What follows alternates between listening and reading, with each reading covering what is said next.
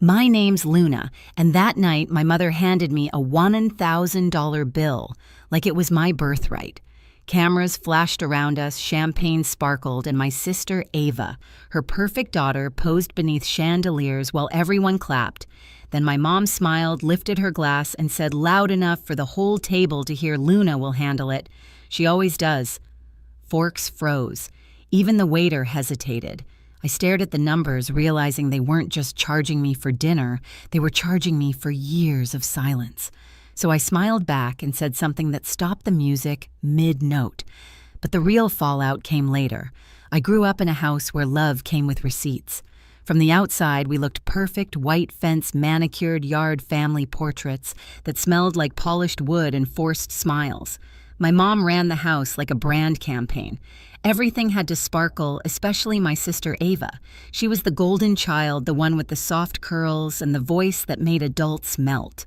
At every family gathering, someone would say, "She's going to be a star," and Mom would beam like it was her own achievement. Then they'd turn to me, sitting a few feet away, hands still sticky from washing dishes, and add, "And Luna, she's the smart one." It sounded kind, but it wasn't. It was a polite way of saying, "You'll never shine like her." When Ava wanted ballet lessons, Mom didn't hesitate. When I wanted a science camp, she sighed about money and told me to check the library for free programs. I remember stitching up the hem of my hand-me-down dress while Ava twirled in silk under living room lights. Dad would film her rehearsals, smiling behind the camera. I was the shadow holding the spotlight cord. By high school, the script was set. Ava got praise for existing. I got responsibility for everything else. When she needed gas money, I lent it. When she wanted to study abroad, I worked double shifts at the diner to help. Mom called it family teamwork. I called it quiet erasure. College didn't change it. It only scaled up. Mom and Dad paid for Ava's tuition, her apartment, her allowance. I went to nursing school on loans, living in a shared apartment that smelled like ramen and cleaning supplies. I worked nights in a care facility tending to patients who thanked me more than my own family ever had. Every time I sent Mom a picture in my scrubs, she replied with a heart emoji or nothing at all. Then I'd scroll and see her post so proud of Ava chasing her dreams. I learned not to expect applause. Still, I kept showing up to family dinners telling myself peace was worth the silence. But peace built on humiliation always cracks. You start feeling it in the smallest ways, in the way your name never makes the toast, in the way the bill somehow slides toward you every time the waiter walks by. By the time Ava's 30th birthday came, I already knew the pattern. I just didn't know that night would be the one I finally broke it. The invitation to Ava's birthday dinner arrived in a glittery envelope with embossed gold letters. Private room, black tie. Mom added a note in her looping script. "It'll be a beautiful night for your sister. Don't be late. No, please. No, thank you. Just expectation wrapped in cursive. Noah." My boyfriend read it over my shoulder and muttered, "Looks expensive." I laughed it off, though my stomach tightened. "It always is," I said. The restaurant they chose wasn't just fancy. It was the kind of place where they pull out your chair and call you miss before you've even sat down. Chandeliers shimmered like champagne bubbles. The smell of truffle and candle wax clung to the air. I arrived early, instinctively checking my wallet before walking in like I'd been trained to. Ava swept in 10 minutes later, silver dress, flawless makeup, that effortless confidence that came from a lifetime of being adored. Cameras followed her every move. My parents entered behind her, Mom glowing with pride, Dad with his usual quiet smile that never reached his eyes. When Mom saw me, she said, "Luna, sweetheart, you look responsible." Then she turned back to Ava. "But Ava, darling, you're radiant." Everyone laughed except me. Dinner began with speeches, toasts to Ava's success, to her hard work as an influencer, to her bravery for moving to LA. I sat quietly cutting into my salad while Mom told the table how Ava was a born leader. Every word felt like a pin pressing into my skin. Noah leaned close and whispered, "You okay?" I forced a smile. "Yeah, just counting how many ways I can disappear." Then dessert came, a tower of sugared roses and gold dust. The waiter approached with a leather folder and a polite nod. "Miss Luna," he said. He placed it neatly beside my plate. At first I thought it was a mistake. Then I saw Mom's satisfied smile, the one that said tradition. "Go on," she said softly. "You can cover this. It's your sister's big day." I flipped the folder open. $1.99 before tax. I looked up. Everyone else looked anywhere but at me. My throat tightened. "Is this supposed to be funny?" I asked. Mom's eyes didn't flicker. "It's family. We all do our part." My father shifted, pretending to check his phone. Ava sipped champagne. I could feel my pulse pounding in my fingertips. Noah's hand brushed mine under the table. "Don't," he whispered. "Not again." Something inside me snapped, not loud, not visible, but final. Years of being the responsible one, the one who handled it, the one who swallowed the insult and smiled. I set the folder down, calm and deliberate. "If Ava is your pride," I said, "my voice even let your pride pay tonight." The air turned still. You could hear the clink of one fork dropped somewhere down the table. Mom's face stiffened. "Don't embarrass us, Luna." I met her eyes. "I'm not. I'm just done auditioning for your approval." That was the moment, the quiet break between obedience and freedom. And once that line was crossed, there was no going back. No one moved. The air inside that glittering room felt thick, like the chandeliers were holding their breath with me.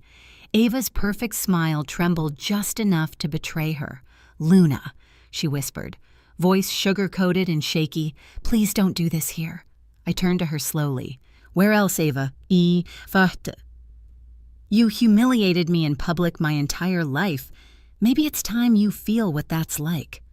A murmur rolled through the table. My aunt's fork scraped against porcelain. Someone coughed to break the silence. But Mom wasn't used to silence, she was used to control. "Sit down," she hissed, the way she used to when I was a child who'd spoken out of turn. I didn't. "This isn't about money," I said. "It's about math. Years of subtraction from me added to you, and the balance is overdue." Mom's jaw tightened. "You owe this family respect." I laughed softly. "Respect goes both ways. Tonight mine comes with interest." The waiter hovered awkwardly. "Would you like separate checks, ma'am?" Mom waved him off. "She'll pay. She always does." I looked at the bill one more time, then slipped a few bills inside, just enough to cover my drink and the service. I closed the folder, slid it toward Mom, and said quietly, "That covers what I consumed." Noah stood, then his chair scraping against marble. "We're leaving." Mom's voice rose sharp and trembling. "Ungrateful. After everything we've done for you," I turned back, steady, unflinching. "You didn't raise a daughter. You raised an accountant for your pride." A gasp rippled through the table. Ava's eyes glistened, her lower lip trembling not out of guilt, but embarrassment. The cameras that had been snapping pictures seconds earlier now sat forgotten. I picked up my coat. "Enjoy your celebration." And as I walked out, heels clicking against marble, something inside me went quiet. Not broken, just done. Outside, the winter air hit like truth. Cold, sharp, honest.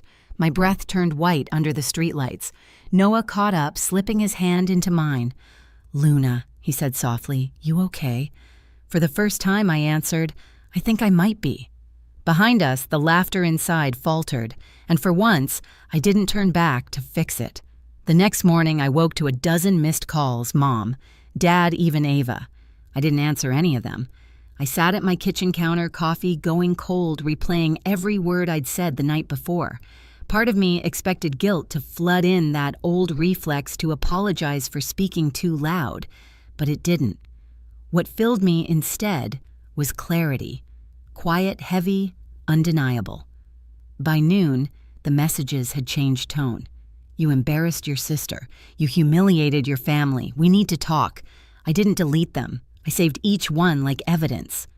Noah texted, "You did what everyone else was too scared to do. Don't back down now." Still, I couldn't shake the ache.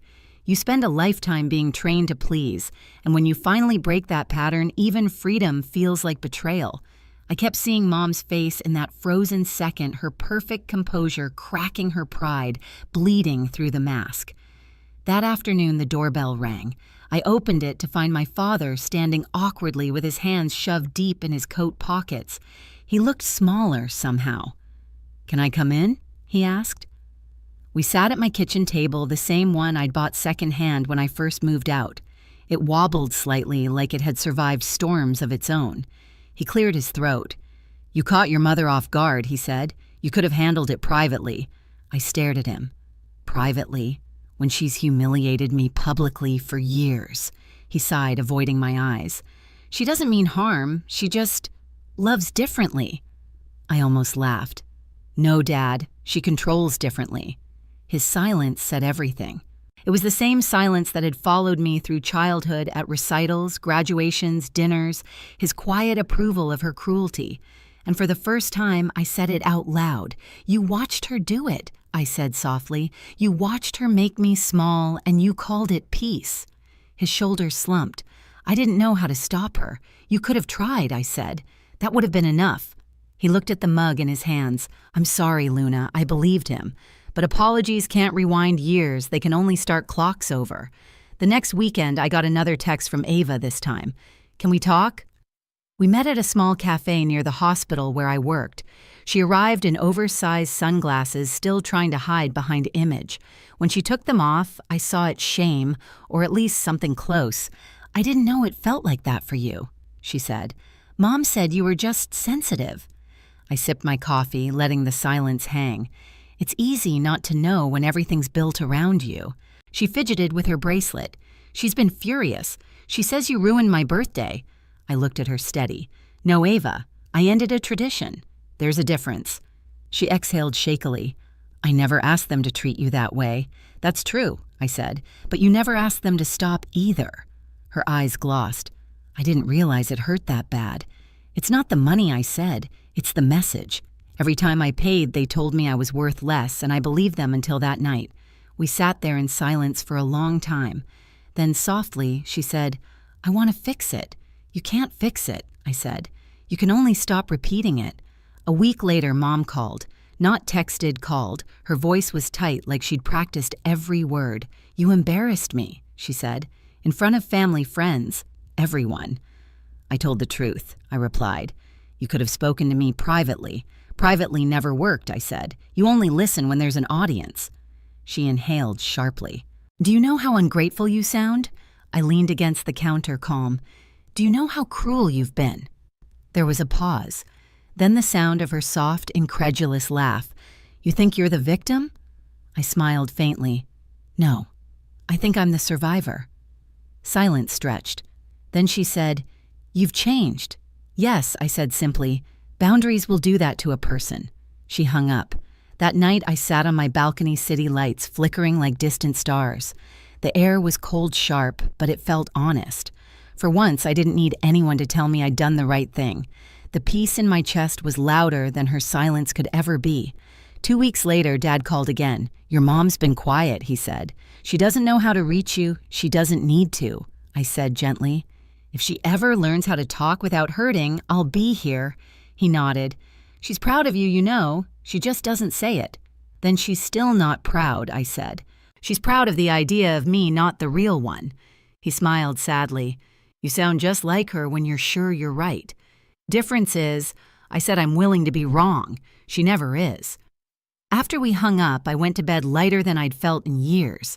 A few months later, Ava invited me to lunch again. She came without makeup, without cameras. She looked tired, but real. "I split the check this time," she said with a small grin. We ate quietly. She didn't perform, didn't pose. When the waiter brought the bill, she reached for it, handed me half. "Fair," she said simply. And in that moment, I saw it not perfection, not redemption, but something close to change. That night, as I walked home through the falling snow, I thought about how revenge doesn't always come as thunder. Sometimes it arrives as silence, the kind you choose for yourself after a lifetime of being told to stay quiet. I didn't burn bridges. I just stopped lighting them for people who never walked toward me. When I got home, Noah was waiting with takeout and that soft smile that never asked me to shrink. So he said, "What's next?" I smiled. "Peace. That's next." He nodded, raising his glass of water like a toast. "To peace that doesn't need permission." I clinked mine against his, and to bills that finally belonged to the right people. For the first time, laughter didn't feel like pretending. Weeks passed. The phone stayed quiet, and for once I didn't chase the silence. I filled my days with work, long shifts at the hospital, small moments that reminded me what real gratitude sounded like. Patients who said thank you without conditions.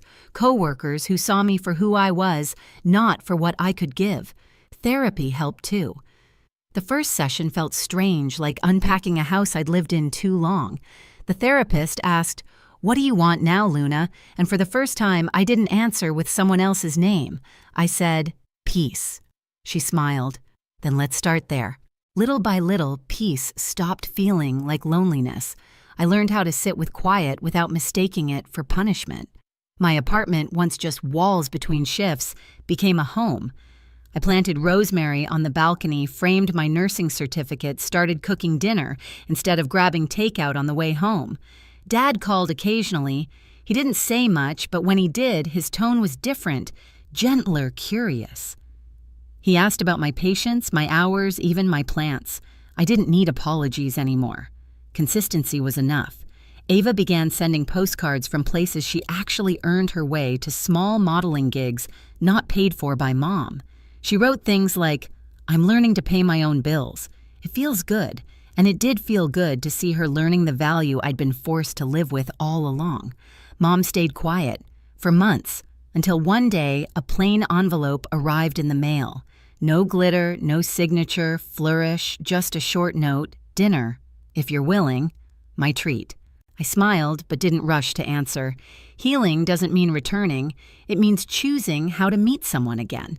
I placed the note on my fridge beside a photo of me and Noah at the farmer's market, my small, ordinary joy. The caption in my head said it all: respect is the price of admission, and I'm finally worth every cent. Some nights I still think about that dinner, the flicker of chandeliers, the stunned silence after I said no. But it doesn't sting anymore. It reminds me that sometimes the most radical act of love is saying enough. I don't hate my family. I just stopped financing their comfort at the cost of my dignity. And in that space, something new grew: peace that wasn't borrowed pride, that didn't need permission. If you've ever been the quiet one, the reliable one, the one everyone assumes will handle it, I see you. You don't owe anyone your silence, your money, or your peace just to keep the room comfortable. Love without respect is manipulation. And walking away isn't cruel, it's clarity. If this story hits somewhere deep, share it below. Tell me where you're watching from.